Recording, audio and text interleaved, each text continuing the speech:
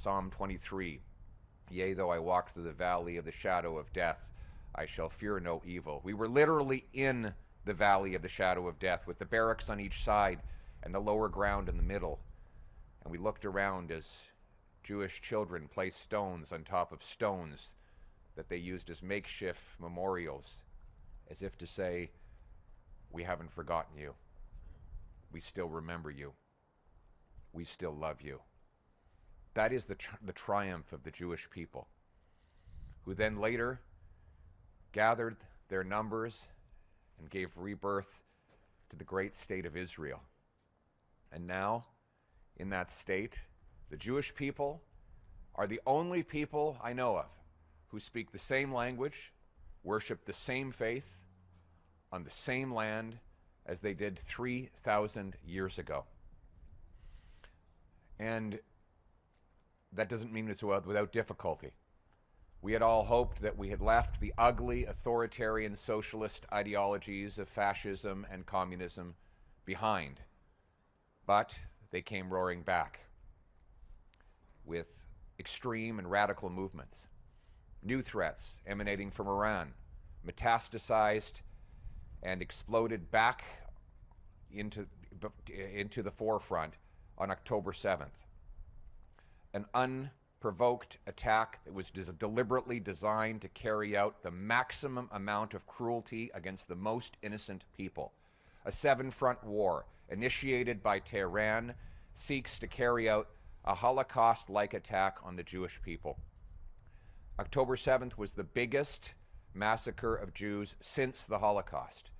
But in the period that had followed, Israel has fought back.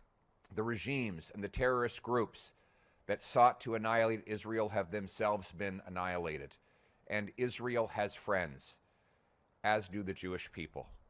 Friends that will stand through thick and thin, through fire and water, not equivocating, not speaking out of both sides of our mouth. We must stand with the Jewish people and the state of Israel in their effort to preserve their existence and to live a peaceful, democratic life.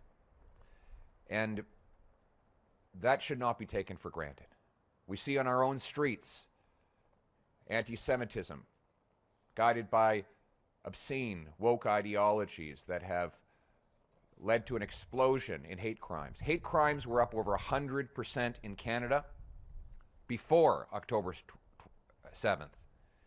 Now they're up 251%, with Jews being the principal victims of those crimes.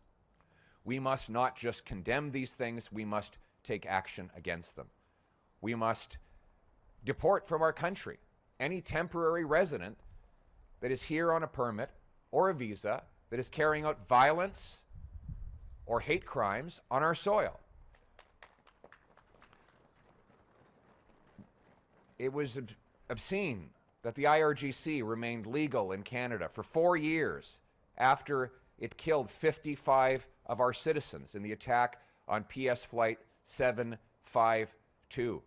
It is outrageous that 700 IRGC officials are on Canadian soil, many of them living the lap of luxury on the fruits that they stole from their own people.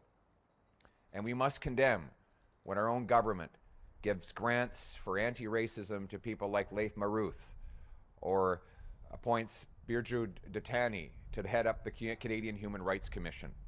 We must stand up against these outrages and stand for bringing our people together, united in our common values, our common freedom, and our common love for our country and for humanity. Because in the end, we know the Jewish people will prevail. We know the state of Israel will live on.